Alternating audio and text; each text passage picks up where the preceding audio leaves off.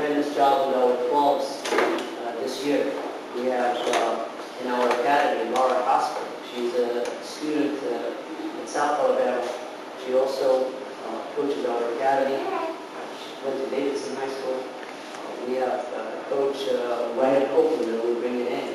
He's also local. So that we have a lot of young coaches that we have to invest, because I go around the country and I see a lot of foreign coaches.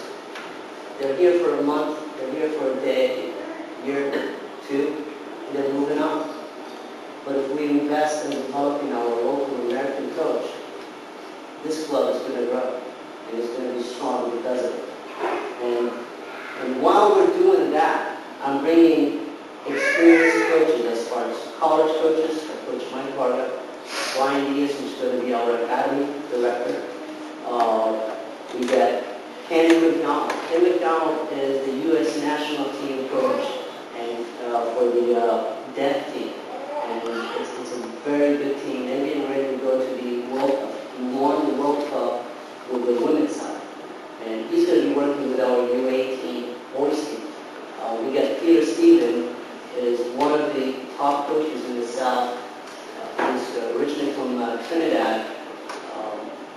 Did a lot of, won a lot of championships in the state of Florida. So he will be working with our team as a trainer. We have Coach Uwe Tittle, who used to be the head coach at the University of Mobile. He's also another trainer that we're going to use. Why am I bringing those coaches?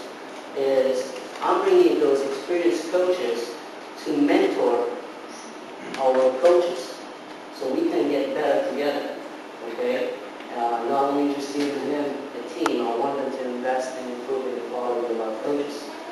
Whether on the field or doing, sharing other resources, making suggestions. Also, we have Michelle Leppard. She is going to be working with the academy. She's a graduate of South Alabama. She is doing work on her master's, and she's going to be helping us with skill session for everybody, for the younger age groups. What is a skill session? When you pay your membership for the club, whatever the fees are, normally in a lot of clubs in the country, every time, if your team trains twice a week, that's what you get, you're twice a week. But where the kids develop, it's not on only with their team training, it's the extra stuff that they do. Whether it's 5 minutes, 10 minutes in their backyard, or come in for an extra minute. And we offer those trainings as part of our club programming. So we offer skill sessions, we offer goalkeeper training, we offer some street soccer nights where kids can come in and just play street play, where it's unorganized. In the sense, it's not organized by the adults, it's organized by the kids. And why we do that, the game is the kids' game, not us. So we have to give them ownership that this is theirs. And so all that is part of your membership. It's my responsibility and the staff that I have to provide you with that training or that service.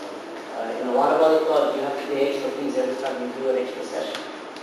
And I think growing up in a different country, and I played a little bit also in Europe, that the club was my home. That's where I learned how to play. There was a lot of it. It was not only just a soccer club, there was also a social club attached to it. So there was a lot of things that they provided us that we didn't have to pay extra. So that is part of the program that we're putting.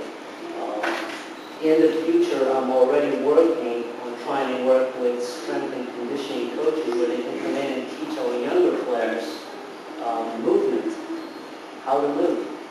Because a lot of the times with younger kids, they don't have proper technique of running.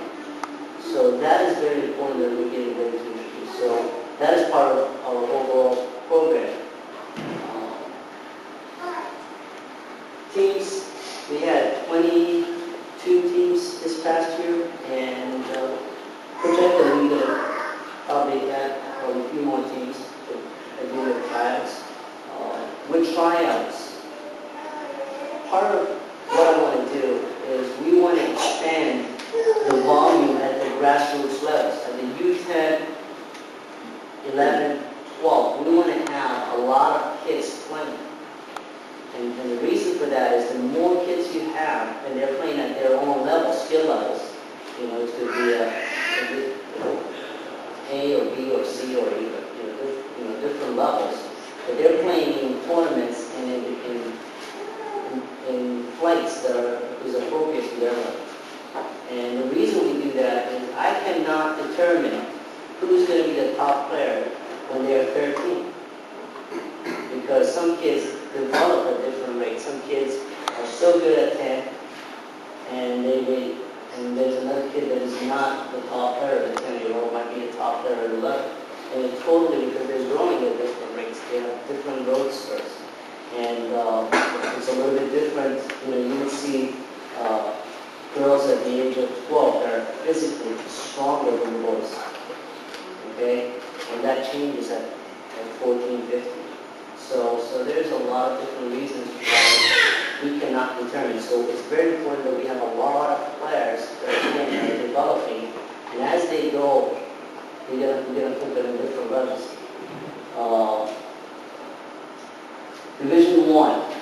The Division 1 teams, these are the teams that we feel that are ready to compete at the highest level within the state.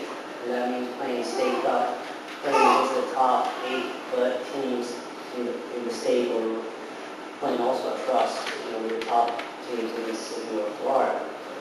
These are usually teams that, kids that have been playing for quite some time and are ready to compete at the highest level, but also they're ready to travel.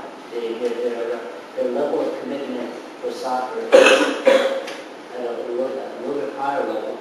And that doesn't say that the Division 2 or 3 are not. It's just maybe it's, they're not ready. So we look at, when we put the teams, we try to put them at different levels. The Division 3 teams, okay, they still compete in tournaments. So they're like more tournament teams where they travel to at least one tournament a month and they play friendlies. And most of these games, we try to keep it within an hour and a half.